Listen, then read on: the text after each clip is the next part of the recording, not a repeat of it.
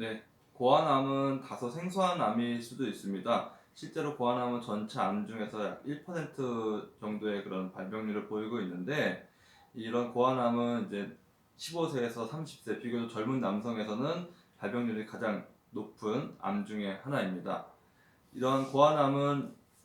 여러 가지 증상을 유발할 수 있지만, 대체적으로 갑작스럽게 고환이 딱딱해졌다든지 크기가 좀 증가했다든지 이런 이상 소견을 주소로 오셔가지고 발견하게 되는 경우가 대부분입니다.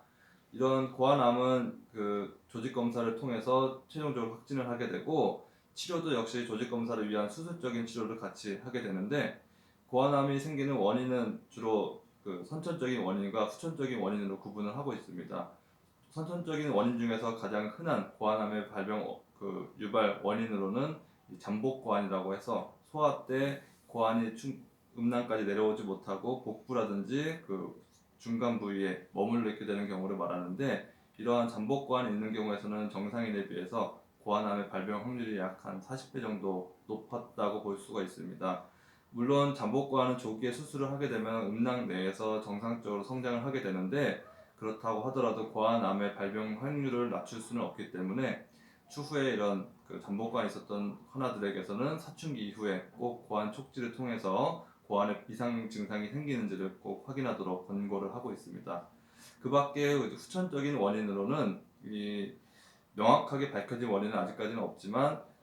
예를 들어서 가족 중에 고환암의 가족력이 있었던 분들 같은 경우에서는 조금 더 발병 확률이 높을 수 있다고 보고 있고, 그 밖에 뭐 외상이라든지 뭐 호르몬의 노출, 여러 가지 화학 물질들의 노출 같은 것들도 원인들로서 그 의심을 되고 있습니다만, 아직까지 명확하게 밝혀진 후천적인 고환암의 유발 물질이 있는 것은 아닙니다.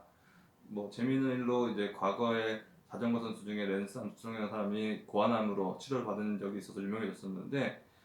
이런 것들 자전거 같은 무리한 활동이 뭐 일종의 그런 외상을 유발하고 그로 인해서 고환의 변형을 유발했을 수도 있을 가능성은 있지만, 어쨌든 명확한 그 원인이 된다고는 할 수 없기 때문에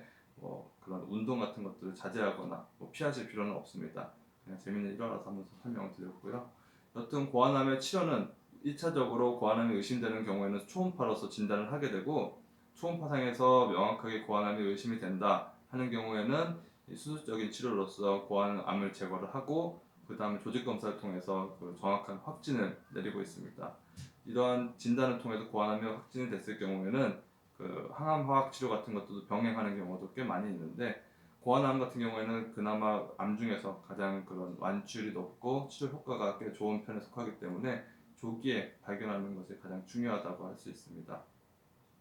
어쨌든 우리 사춘기 이후에 그런 그 성인에서는 꼭 주기적으로 고환을 확인을 하면서 이상 증상이 있는지, 또 이상 증상이 있을 경우에는 바로 비뇨기과를 찾아서 정확한 진단을 받도록 하는 것이 중요하다고 할 수 있겠습니다.